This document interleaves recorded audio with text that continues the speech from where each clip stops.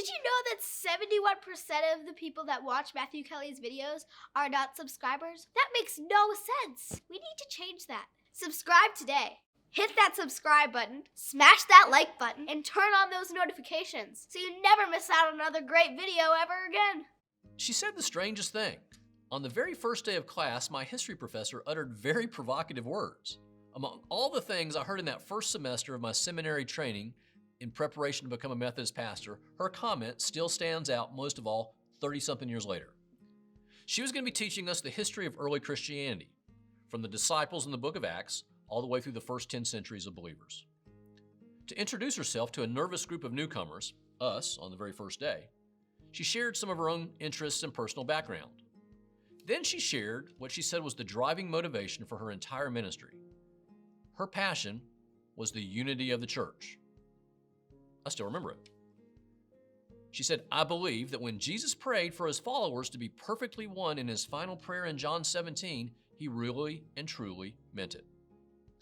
And I thought to myself, what does that look like? When Jesus completes his final instructions for the 12 disciples, he prays over them. These disciples have learned from Jesus, they've served with Jesus, they've lived with Jesus. These 12 men will become the foundation of a movement that shakes history and creates the most enduring global impact of all time. These men will launch the church, the family of God, imperfect men chosen by Jesus. In his final words to them, Jesus reminds his 12 chosen men that believers will be known for their love. Love one another, he says. Jesus then prays in order to prepare them for his death, a prayer asking the Father to care for the 12 and the work they're about to lead, a prayer for all of his followers yet to come, including you and me, a prayer to bind us all together as one. Holy Father, keep them in thy name which thou hast given me, that they may be one even as we are one. Jesus' last message and prayer for his leaders consists of a prayer for unity. Jesus desires and prays for unity. He desires for us to be one, not just for our benefit, but also for the sake of everyone else who will hear the gospel through the church. Our unity, or our lack of it, will impact the world. How much more effective we will be if we stand as one against all that opposes the church. Non-believers and newcomers will just be amazed that a group of people possesses such a powerful spiritual bond. It will stand in contrast to all the division and all the discord that fills the world. Jesus says our unity reflects the unity of God himself. The Trinity is one. And so too shall the body of the church be. God, not us, is the source of our unity. Our oneness reflects the oneness of God. Wow, that's heavy stuff. I mean, Jesus means business.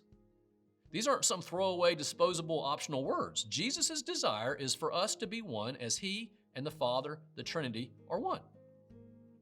The unity of God is the model for the unity of the church. We represent the unity of God in the world. Jesus has a high destiny for his people, that they may become perfectly one, not just one, but perfectly one, completely unified, not separated or divided in any way. Wow. Maybe, just maybe, division pleases us, but displeases God. Perhaps gossip, dissension, and discord is of our own sinful origin. Maybe, just maybe, the church is designed to be built on the model of unity, not the model of division. Perhaps the unity of God should be our base rather than our tendency to accept conflict and division as normal. Perfectly one, a beautiful and wonderful image. Each year, Anita and I have the privilege of leading the dynamic Catholic pilgrimage to Rome and Assisi. And on Wednesdays, when we're there, assuming the Pope is in town, the Pope has his audience, where he comes out into St. Peter's Square and he shares a teaching with everybody who's gathered there. And I still remember the very first time I experienced that. It's a very, very real holy moment every time we go. I remember the first time. We arrived early in order to be as near the front as possible. The Pope's chair sat beneath a canopy. Sections were cordoned off and the security forces were in full display. When we arrived, believers had already begun to gather in St. Peter's Square at the entrance to St. Peter's Basilica, built over the tomb of St. Peter. All in all, there were probably 20,000 people gathered that day just to hear a 20-minute message from the Holy Father, the leader of the one church.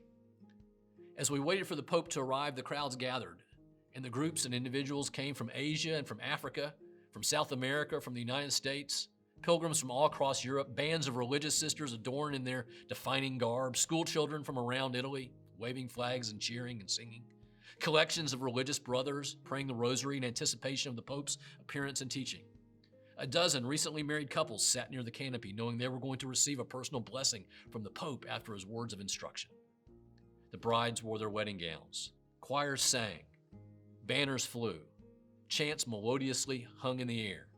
The Holy Spirit saturated the front porch of the church like a mist as people from every race, nation, and tongue gathered for one sacred purpose. Before my eyes, the world was gathering as one to worship Jesus Christ. We gathered as his one body, one global divine family, a holy moment. The Holy Spirit overwhelmed me. Here I was, sitting in the middle of 20,000 fellow pilgrims. It had taken years, but now I was there. As the one church, we looked differently, we spoke differently, but we shared the same Lord, the same Eucharist, the same Holy Father, and the same Blessed Mother. We really were one family. And so Jesus prayed, Holy Father, keep them in thy name, which thou hast given me, that they may be one, even as we are one.